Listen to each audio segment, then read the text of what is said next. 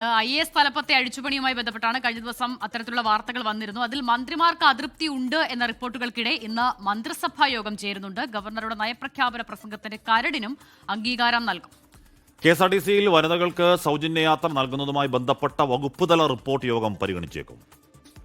ഷഫീദ് റാവുത്തർ വിവരങ്ങൾ നൽകാനായി ചേരുകയാണ്. ഷഫീദ്, ആദ്യം തന്നെ ഉയർന്ന കല്ലുകടിയുണ്ട്. അത് ഈ മന്ത്രിമാരുടെ അതൃപ്തിയുമായി ബന്ധപ്പെട്ടാണ്. അതോടൊപ്പം തന്നെ KSRTCയിലെ സൗജന്യ യാത്ര അതെങ്ങനെ എന്നുള്ളതിൽ ജനങ്ങൾ ഇത് ആകാംക്ഷയോടെ കാത്തിരിക്കുകയാണ്. പ്രത്യേകിച്ചും ഇന്ധനവിലയൊക്കെ വർദ്ധിക്കുന്ന സാഹചര്യത്തിൽ തെല്ലൊരാശ്വാസം അവിടെയെങ്കിലും കിട്ടുമോ എന്ന് പ്രതീക്ഷിക്കുന്ന ആളുകളുമുണ്ട്. അപ്പോൾ അതിൽ തീരുമാനം എന്ത് എന്നുള്ളതും പ്രധാനമാണല്ലോ.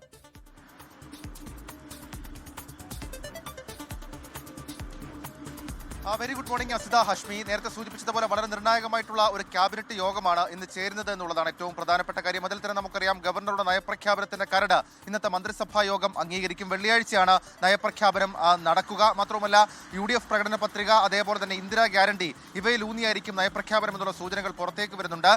പൊതു അവധി, അതായത് ബുധനാഴ്ച പൊതു അവധി അടക്കമുള്ള കാര്യങ്ങൾ പരിഗണിച്ചുകൊണ്ടാണ് ഇന്ന് മന്ത്രിസഭാ യോഗം ചേരാൻ തീരുമാനിച്ചത്. അതിൽ തന്നെ രണ്ട് പ്രധാനപ്പെട്ട കാര്യങ്ങൾ കൂടുതൽ ആകാംക്ഷയോടെ നമ്മൾ കാത്തിരിക്കുന്നുണ്ട്. ഒന്നാമത്തേത് ഈ KSRTC സൗജന്യ യാത്രയാണ്. അതുമായി ബന്ധപ്പെട്ട KSRTC മാനേജ്മെന്റ് റിപ്പോർട്ട് അടക്കമുള്ള കാര്യങ്ങൾ ഇന്നത്തെ മന്ത്രിസഭാ യോഗത്തിലേക്ക് വരും. ഈ പദ്ധതി എങ്ങനെ നടപ്പിലാക്കും, അല്ലെങ്കിൽ KSRTCക്ക് എത്രത്തോളം സാമ്പത്തിക സഹായം നൽകി ഇത് നടപ്പിലാക്കാൻ കഴിയുമെന്നൊക്കെയുള്ള ആലോചന അത് ഇന്നത്തെ മന്ത്രിസഭാ യോഗത്തിൽ ഉണ്ടാകും.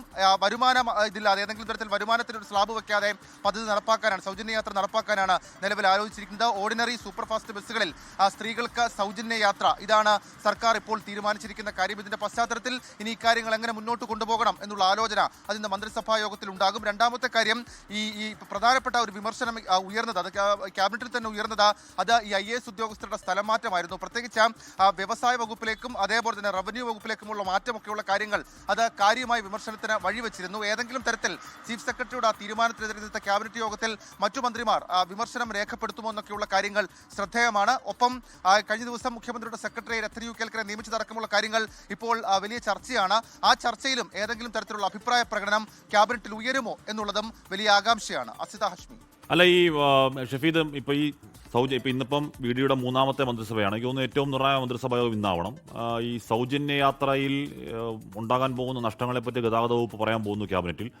എന്തായാലും അതിൽ നിന്നൊരു പിന്നോട്ട് പോക്കി സർക്കാരിന് സാധ്യമല്ല. കാര്യം ഇന്ദിരാ ഗ്യാരണ്ടിയിൽ ഏറ്റവും പ്രധാനപ്പെട്ട ഗ്യാരണ്ടി ആയിരുന്നു അത്. അപ്പോൾ ഇന്ന് അതിൽ ഫൈനൽ തീരുമാനം, അതിന് മാനദണ്ഡങ്ങൾ, ബാക്കി കാര്യങ്ങൾ ഓർഡിനറിയിൽ മാത്രമാണോ, എല്ലായിടത്തും ഉണ്ടോ, അങ്ങനെയാണെങ്കിൽ സ്ത്രീകൾക്ക് കാർഡ് നൽകുമോ, അങ്ങനെ മൊത്തത്തിൽ ഒരു ഫൈനൽ പ്ലാൻ ഇന്നുണ്ടാവുമോ ഷഫീദ്?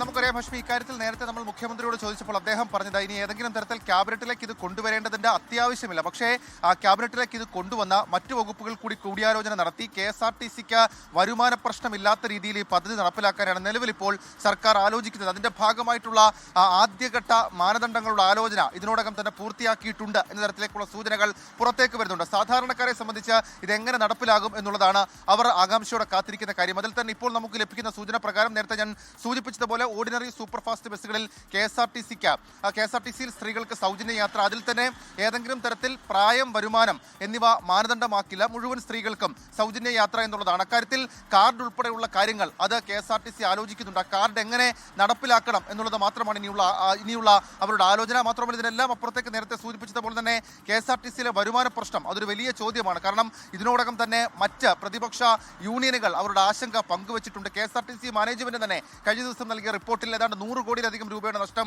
KSRTCക്ക് ഉണ്ടാകുമെന്ന് പറയുന്നുണ്ട്. അപ്പോൾ ആ നഷ്ടത്തെ മറികടക്കാൻ എന്ത് ചെയ്യാൻ കഴിയും, പ്രത്യേകമായി വകയിരുത്തൽ ഉണ്ടാകുമോ, അതിനൊക്കെ അപ്പുറത്തേക്ക് നിലവിൽ സർക്കാർ KSRTCക്ക് അനുവദിക്കുന്ന സാമ്പത്തിക സഹായത്തിനപ്പുറത്തേക്ക് കൂടുതൽ സഹായം ഏതു വിധത്തിൽ അനുവദിക്കും എന്നൊക്കെയുള്ള മുഴുവൻ കാര്യങ്ങളും ഒരുപക്ഷെ ഇന്നത്തെ മന്ത്രിസഭാ യോഗത്തിൽ ചർച്ചയായേക്കും. Okay, thank you Shafeed Rawther. സമയം ഷാർപ്പ് 7:30 ആൽഫ പറയുന്നുണ്ട്, ഞങ്ങൾ പ്രതിഷേധിക്കുന്ന ആരും കാണുന്നില്ലെങ്കിൽ എഴുത്തും കുത്തും പരിപാടി നിർത്തട്ടെ.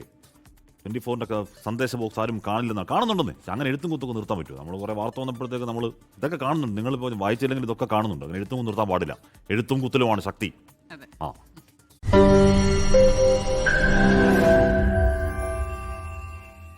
ലോകത്തെവിടെയായാലും ഏത് സമയത്തും 24 വാർത്തകളും ഓഗ്മെന്റഡ് റിയാലിറ്റി പാക്കേജുകളും എക്സ്പ്ലെയിനറുകളും വിശദമായി കാണാൻ ഞങ്ങളുടെ YouTube ചാനൽ നിങ്ങൾക്ക് സബ്സ്ക്രൈബ് ചെയ്യാം.